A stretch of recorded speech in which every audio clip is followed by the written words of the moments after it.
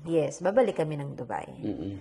Welcome back sa aming YouTube channel, April in Canada. Alright. So, glory to God, we're work from home. So, break time namin ngayon, no? So, break time namin, mabilisan lang. Kasi usually kasi nung nagre-review kami ng mga vlog namin, meron almost 5 to 8 or 6 na tao na nagtatanong. Binilang mo talaga. So, mga followers.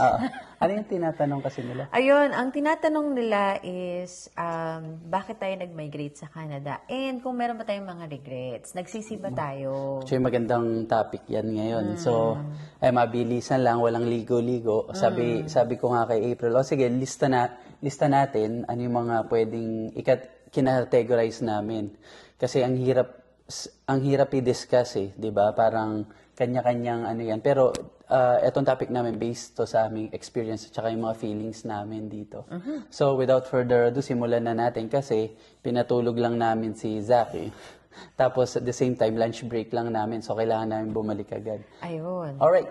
Okay, so, bakit tayo nag-move sa Canada? And kung may nag-regret ba tayo or kung nagsisi ba tayo nag-move dito sa Canada? But before that, Background muna tayo. Background muna. Sige, Ikaw ba? Ikaw muna. Ikaw na. So, para sa mga hindi pa namin followers at first time na manood ng aming vlog. So, ayan. So, mabilisan.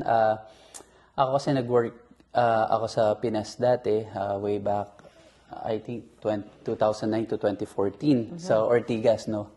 Then, okay naman yung salary ko kasi actually maganda yung company, maganda yung benefits. Then, later on parang, which is later mami di-discuss namin yung kung bakit, nag-decide talaga ako na, teka lang, parang okay naman yung salary ko pero wala pa rin ako naiipon. At the same time, parang, ang hirap ng struggle na yung biyahe ko. Sabi ko mag-try kaya ako mag-Dubai. Kasi yun nga, nagkataon yun na yung mga relatives ko, mga tita-tita ko, yung mom ko nasa Dubai. So sabi ko, try ko nga mag-Dubai. Kasi ang ganda ng Dubai, nag-research din ako, walang tax. Saka nakapagbakasyon ka na that time. Yes, nakapagbakasyon pala ako nun. Na-try ko pala for 1 month. So, ayan, nag-resign ako, submit ako resignation, lipad ako ng Dubai. And isa sa pinakamagandang decision ko to be honest with you, Dubai. Maganda yung naging decision ko ngayon kasi nakapag-work ako sa multinational companies na talagang na ano yung term doon, nahasa talaga yung experience ko, yung knowledge ko, yung skill sets ko. So maganda siya. And then I get to meet new people, culture, yung pagkain the best. And and then before pandemic, yun na naman parang, parang, ang dami, maganda yung Dubai, pero parang, eto ba yung, dito ko ba nakikita yung future ko?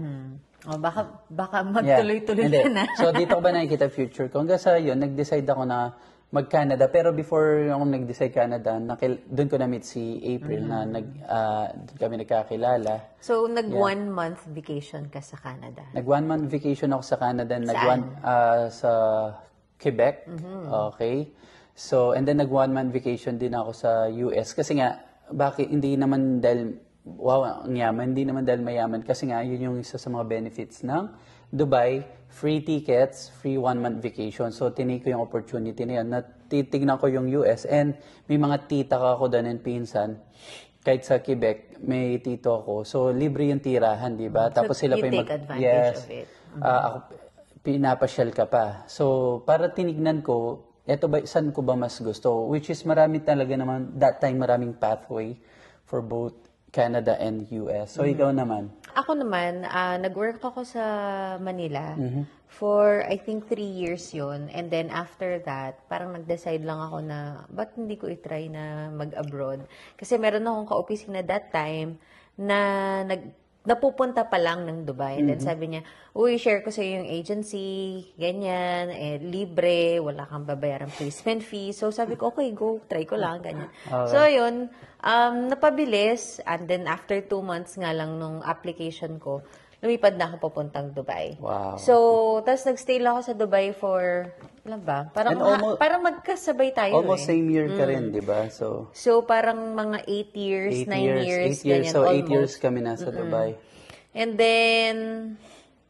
then yun, yung bumisita ka ng Canada, tsaka ma-propose sa akin na tara, punta tayo ng Yes. Canada. So, before pa-pandemic, pinupush na namin. Kaso parang, ang hirap ng pathway nun. Nagpunta kami sa mga agencies, mga third party, parang, usually, most of them overpromise yung mga binibigay, di ba? Parang kaya nyo, kuha yung score, blah, blah, blah. Pero pag talaga nag-research kayo, nung nag-research kami, ay, kailangan talaga na may master's degree. And until na, yun nga, unless kasi na-in-demand yung kailangan ng province. Like for example, pag may years na na apple pickers ang kailangan or skilled workers ang kailangan, madali, mataas yung score nyo. Pero that time, hindi naman kasi in demand. So, then COVID hit. So, nagkaroon ng student pathway. And then, yun, the rest is history. Ayun, napahaba na yung brief Okay. introduction. So, yeah. Okay. So, isa-isahin natin, may mga regrets ba tayo? May mga regrets ba tayo? So, actually, nasagot na natin yung ba't tayo lumipat ng Canada. No?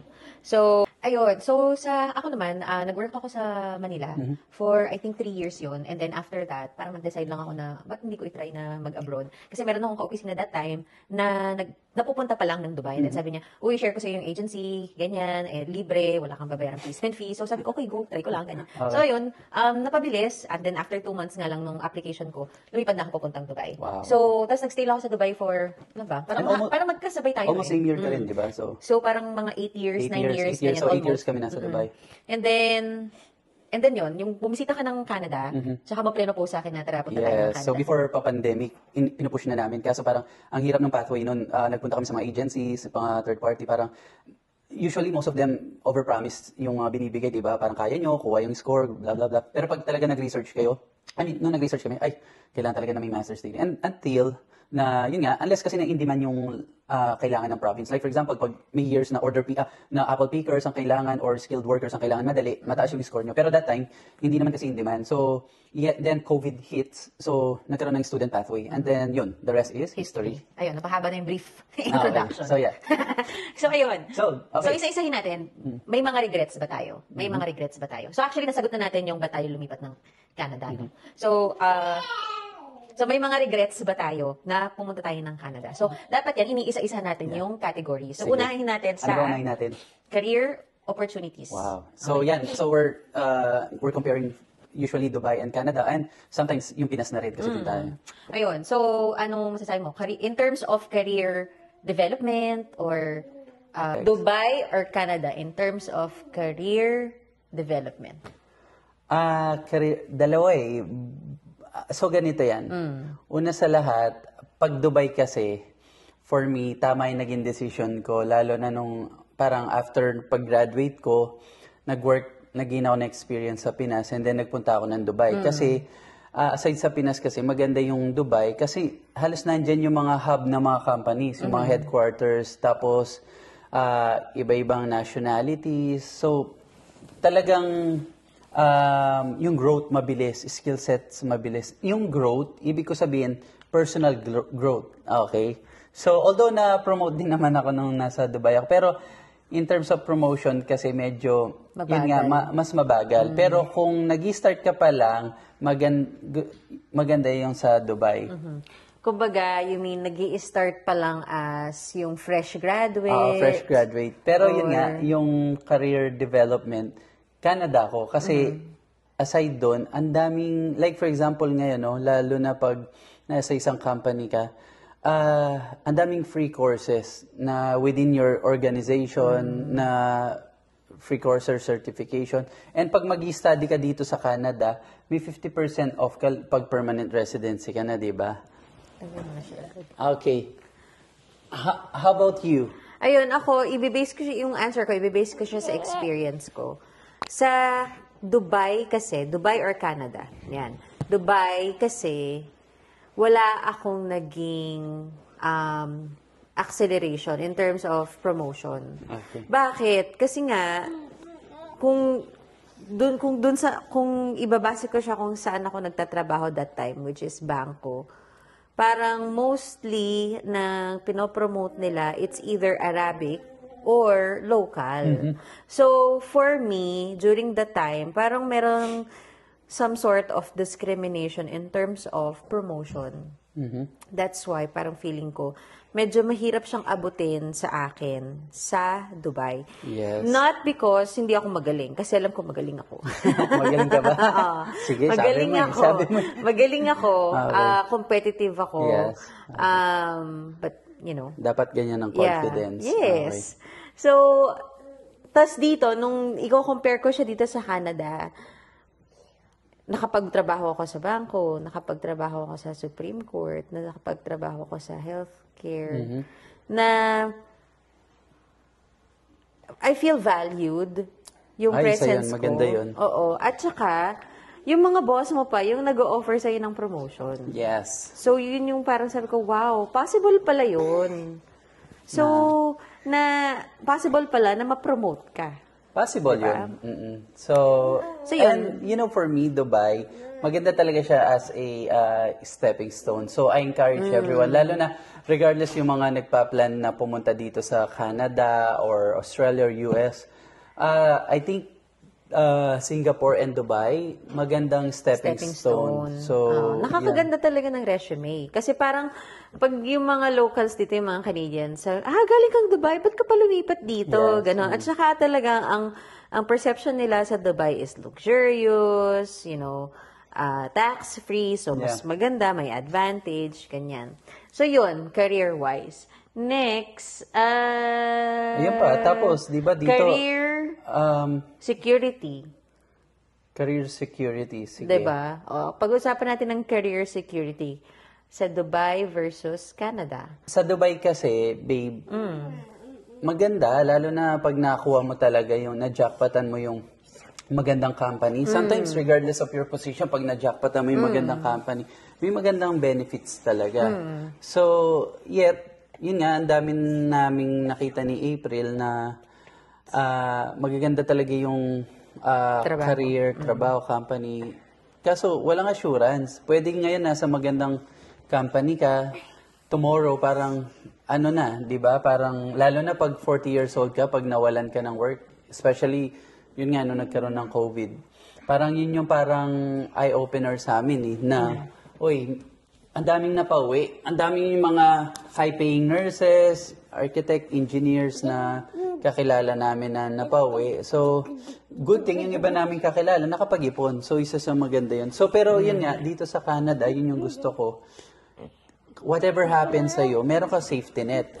Like for example, kung PR ka na, let's say, or applicable siya kahit sa open work permit, di ba? Kung nawalan ka ng work, ano yung benefits? Meron kang employment insurance. Yeah. Ayun nga, so when you're 40 years old, yun na, parang lalo na ngayon, nabalita namin, talagang mas in demand talaga right now yung Dubai sa mga freshers. At saka dumami talaga ngayon yung mga expats sa Dubai. So nabalitaan ko ngayon, di ba, yung sinabi nga ng friend namin na ngayon sa Dubai, some of the companies like nagre-reorg sila, tapos they will offer you yung revise ng sweldo Bigla mo. na lang nagre-revise ng sweldo. So usually mas mababa. So take it or leave it. Kasi para sa Dubai, ang daming may gusto ng position mo. Unlike dito sa Canada, yun yung magandang benefits. Whatever happens, mawalan ka ng work. Ano yung sinasabi? Employment insurance. Employment insurance. Ano yung coverage ng employment insurance? I think 70%? Hindi ko alam yung number, pero there's a percentage nung kinikita mo. Kung kunwari na-injured ka or something, hindi ka makapag-work, ganun, may percentage, hindi ako sure, pero alam ko nasa roughly around 70% nung salary mo. Pero i-confirm natin yun. My point is, may support ka from the government. And katulad nung pag sa Dubai, nawalan ka ng work, okay, meron kang certain months na makapaghanap ka kailangan makapaghanap ka ng work before ma-expire ng visa mo. Otherwise, kailangan mo may exit ng bansa Or umuwi talaga. or umuwi ng Pinas. So, swerte ka kung may kamag-anak ka na magsusupport sa'yo. Yeah. How about you? Ayun, ako naman, although maganda yung companies na pinagtrabaho natin sa Dubai, again, parang minsan nasa mercy ka ng ng boss mo o kaya ng company nyo. Kasi minsan, darating din talaga dun sa point na tatakutin ka na parang, sa Dubai to na parang, if hindi maganda performance mo, we have to let people go, na parang ikaw, wala kang peace of mind. Yes. So, parang, yun pa naman yung parang for me, deal breaker. Na, maganda. ang sarap matulog sa gabi na wala kang iniisip, ganyan. And then, suddenly, sasabihin sa'yo ng employer mo, if hindi Yes. maganda performance mo, we have to let people go. So, yun yung deal breaker sa akin that time. Parang wala akong peace of mind. Kasi nga, again, during nung pandemic, nahirapan kami sa bangko. Kasi nga, kasama sa performance mo yung sales. And maraming walang trabaho. So, paano ka, 'di ba? Paano ka Tama. magbebenta ng products nila? So, that's Dubai. Dubai. And you know what? Naalala ko yung sinabi mo rin dati, no? Una sa lahat, ang layo nung, hindi sa hindi ko naman gine-generalize to, pero naalala ko, di ba, nung, ang hirap, kasi parang may hierarchy, may parang entitlement, although, gano'n naman talaga, lalo na yung mga, naalala ko nung nasa company mo dati, di ba, kailangan may ma-reach ka na certain target, while yung mga office mate mo na mga local Emirati, parang, alam mo yun, yung parang petics lang sila, parang wala, kahit mag-absent, walang ano. So, hindi equal yung, Hindi equal. yung workload. Yes, and especially tapos, yun na, alam mo yung stress ka na sa, nagpipray ka, makahanap ka ng yung client na mag-loan, okay, para to-market ka, tapos kukunin pa sa'yo, di ba? So, dito sa Canada, walang ganun. Hindi, usually, based sa experience namin, walang ganun kasi halos dito, parang pantay-pantay.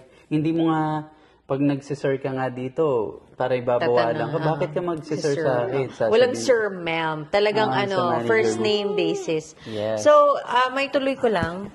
So, ayun, that's Dubai. Pero, again, in terms of career, tawag dito, yung pagpaganda ng resume, career experience. Yes, maganda.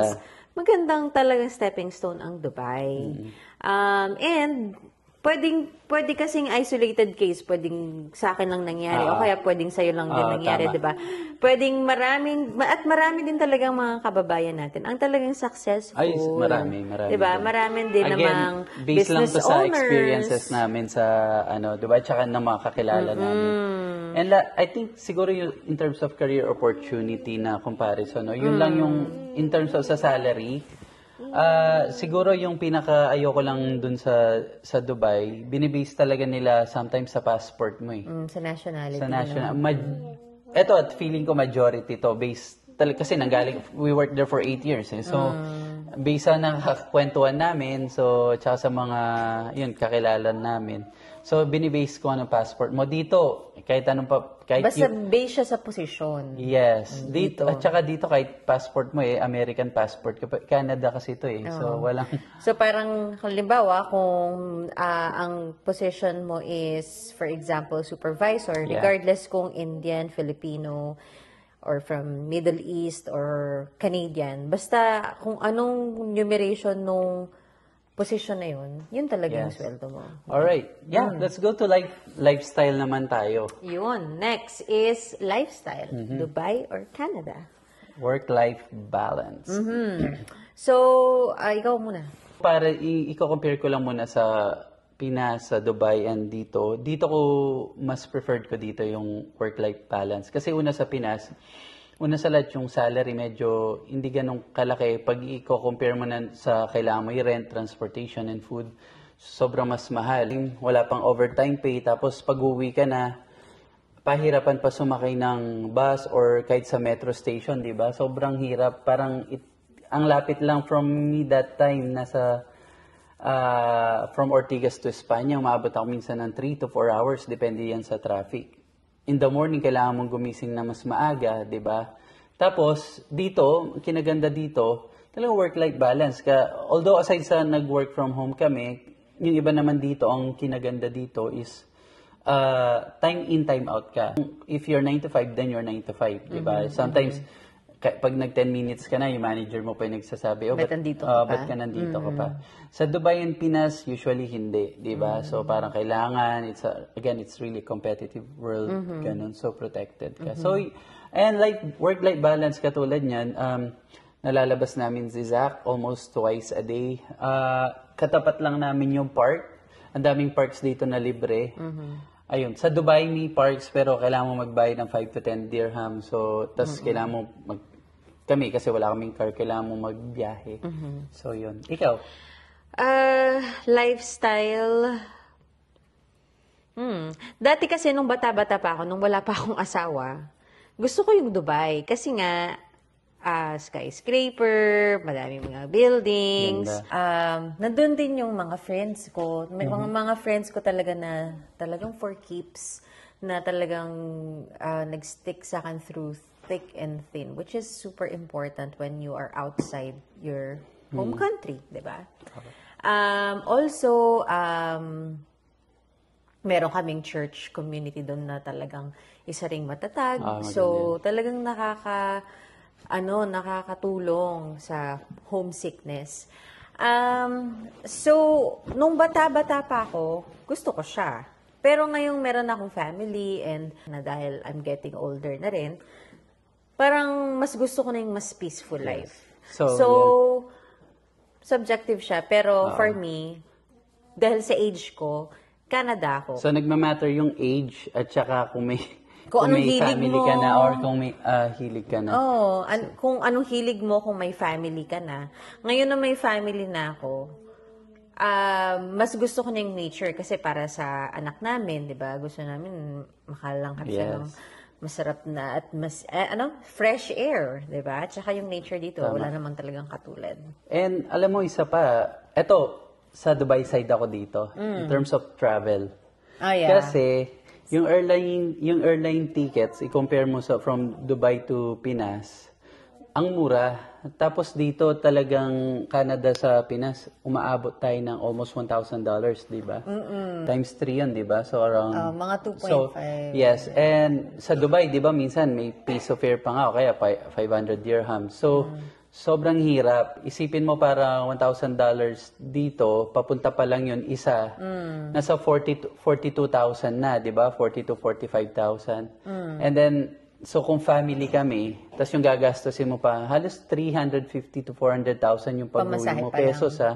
It takes like 5, 6, or 7 years bago umuwi. Yung iba, 10 years. Ako naman, mas okay sa Dubai, tama ka, in terms of travel. Kasi nga, libre ng company. So, meron kang free ticket, usually meron kang free ticket kung based sa country of origin mo. Kadalasan sa Dubai, sa mga companies, binibigay usually cash, di ba? Binibase yan from Dubai kung saan yung home country mo. Plus 1 month paid vacation. And isa sa advantage sa Dubai, yun nga, aside sa Pinas, di ba, nakapag-Europe tayo. Kasi 1 month vacation tapos free, pa ng company. Yung ticket, yeah. So, accessible din sa maraming European countries. Kasi mas mura. Dito naman, ang advantage dito, katabi mo lang US. So, once na PR ka na, medyo madali na yung pagkuha mo ng US visa. So, yan, kung may car ka na, makakapunta via ferry, and then, like for example sa amin, malapit dito sa amin yung Seattle, Washington. Seattle, Washington.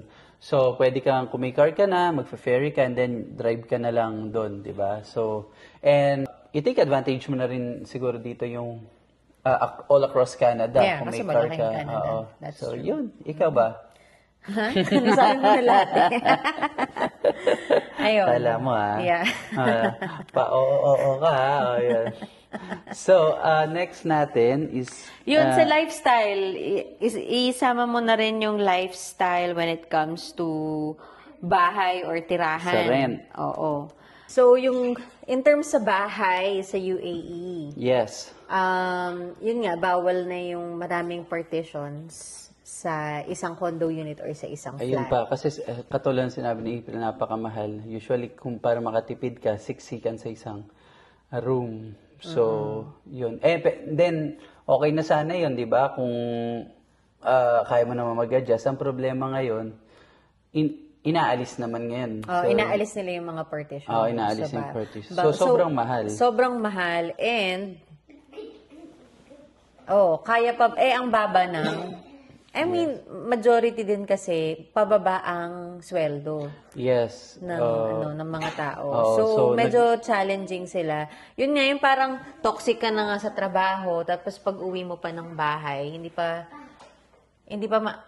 maayos, no? Kasi nga, like for example, sa isang condominium, merong night shift, tapos ikaw morning shift. Yes. So, minsan sila gising, nagkakaluskos habang ikaw tulog. Yes. Tapos sila naman yung tulog, tapos nagkakaluskos ka. Ayun. So, dito naman sa Canada, yun yung maganda. Mahal din. Mahal, pero Pero comfortable. comfortable. Pero yun nga, kung may katulad namin, nag-start kami, nag-rent kami ng room in a family. Kaya naman. Tapos hanggang sa, kaya mo rin yung one bedroom pag family kayo, lalo na dalawa kayo. So, katulad ko, dalawa yung job ko eh. So, at least yung part-time job ko, kaya nga sipag at tiyaga talaga dito. At least yung part-time mo, makakapagpabayad. Cover na nun yung rent mo. So, di ba? Maganda. So, yun yung kinaganda dito. Pwede ka mag-part-time aside sa job mo. And siguro, ang kinaganda dito, guys, long term, pwede ka magkabahay through, syempre, yung mortgage. Di ba? So, yun yung mga ginagawa dito. Maganda. So, kami, wala pa naman kami dun sa stage na yun bago pa kami. So, syempre, kailangan mag-ipon. And then, time will come, pwedeng 20 years or 30-year mortgage. Kung hindi namin matapos, si Zach na yung magtatapos. Pero kung ayaw niya tapusin, pwede mong ibenta. So, at least, mag-retire ka na sa back to the Philippines. Ikaw, ano pa bang namimiss mo sa Dubai? Siguro yung accessible yung mga Asian foods, mas accessible. Malls, accessible yan, yung tama. mga malls. Kasi dito parang ang boring ng malls. Although feeling ko sa Victoria lang kasi sa Vancouver, okay naman yung mga and malls. nasa kasi kami, island. So, siguro sa Vancouver, Toronto, yun, Alberta, malalaki yung mga malls dyan. Pero, yun nga, somehow dito, may times na talagang may times na gusto ko pa rin talaga nahati yung puso ko. Kasi may times dito lang na pag winter, ang gloomy, nakakalungkot. Yan. So, yun nga, kung maganda naman yung work mo sa Dubai din. Or sa Philippines, diba? Or yun. So, Yes. again, subjective yan. Subjective Pero kung yan. again, ina-answer natin kasi kung meron ba tayong regrets, diba? Yes. So, yun. Ako gusto ko pa, somehow for me, gusto ko pa rin yung life ko rin sa Dubai. UAE, Kung hindi lang talaga about job security, pipiliin ko rin pa rin sa Dubai. Pero at the same time, yun nga, ang ganda ng opportunity para, kung lalo na family na kayo, ganda ng opportunity para sa anak nyo. And over time, may chance mo makuha yung parents mo dito. Like, di ba, yung healthcare. Kasi isipin mo, minsan, wag naman, di ba? Pero yung iba, magkasakit, dialysis, or whatever, it costs you overall. Sometimes, it will cost you millions, di ba? COVID, ang dami kong kakilala, 3 million, di ba, na sa hospital. Yeah, so yun. So yeah, may singit ko lang yung sa healthcare mabilis. Kasi nga, sasabihin na naman ng iba, wala namang, sobra namang tagal ng antayan ng gamutan dyan sa Canada, which is true. Totoo naman yun. Tama. Yun nga lang. Pag emergency naman talaga, meron naman talagang urgent ka. care, diba? So, depende sa pangangailangan. Kung talagang urgent, i-attend ka naman nila agad-agad. So, yun lang, yung pag may nararamdaman ka lang muna sakit at ano. Mag-pray ka na lang daw mo.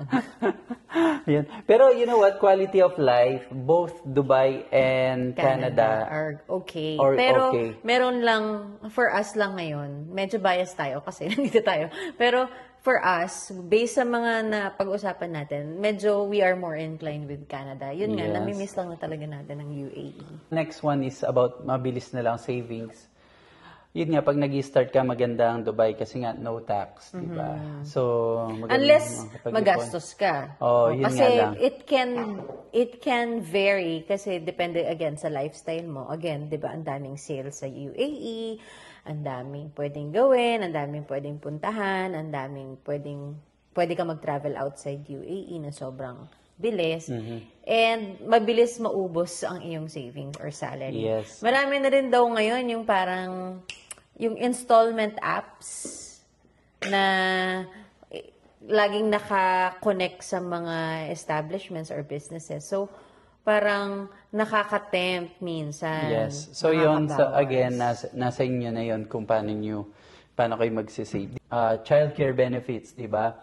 Monthly, magkabibi ka hanggang mag-turn sila ng 18, meron binibigay sa'yo na cash ang government, di ba? Meron kang pension, hindi lang dalawa. Alam ko, 2 to 3 yung pensions na pwede mo makuha. So, isipin mo kung kami ni April or, di ba, mag-asawa kayo, halos 4 to 6 yung pension na pwede mong ma-receive sa Canada. At saka nag-improve na rin naman somehow ang healthcare, di ba? So, gaya yan, libre yung panganganak. Again, libre naman din yan sa Dubai. Sa Pilipinas, siguro ko mako-compare yung difference. Yeah. Kasi sa Pilipinas, ipon ka ng ipon, magkasakit kang isang beses. Ubos. Ubos. So, yan. So, yun lang. Again, at mabilisan na, isasama So, lang namin.